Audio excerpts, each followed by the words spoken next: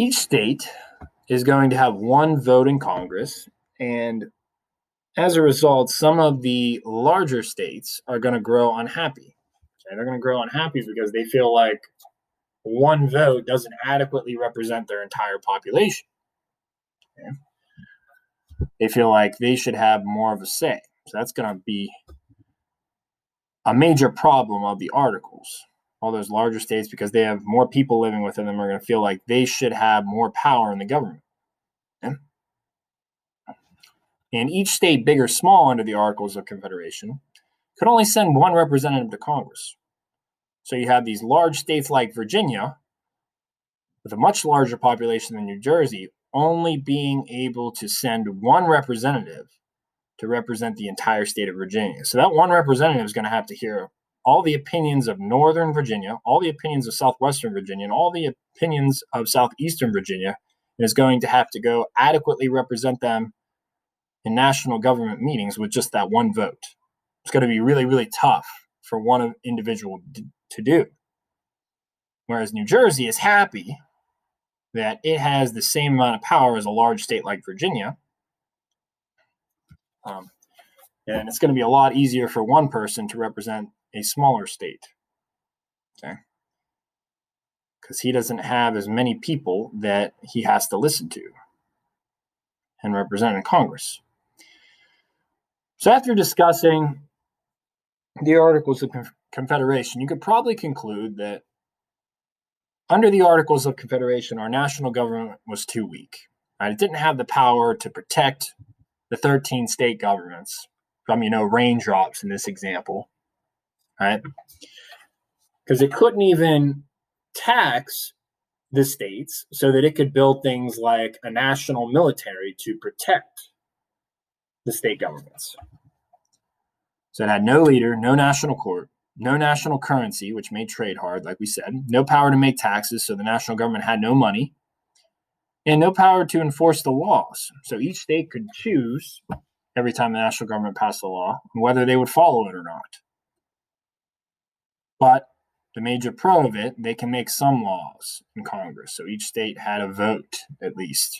They could elect their own representative to serve their state, and that one representative could go and vote whether or not our national government passed a law. Okay.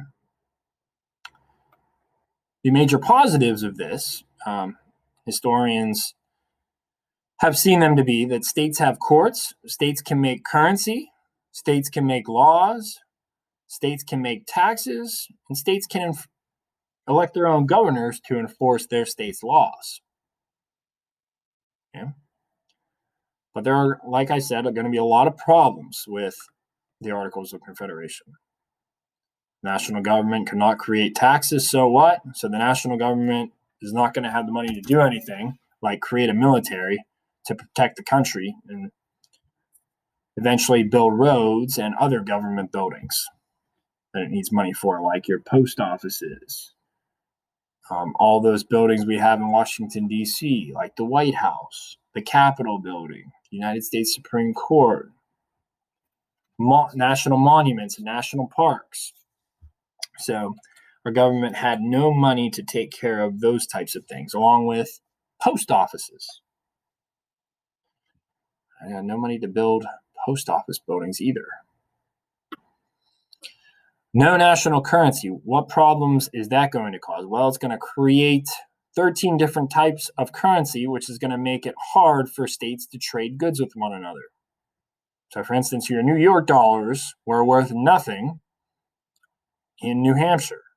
And likewise, your New Hampshire dollars were worth nothing in New York. So if somebody spent their whole life working in New York as a lawyer, and they decided that they were tired of the cold weather and all the snow in upstate New York, and they wanted to move to South Carolina to retire. Well, all of those dollars that they spent their entire life working for in New York, that they saved up, were worth nothing in South Carolina. So they wouldn't be able to do that.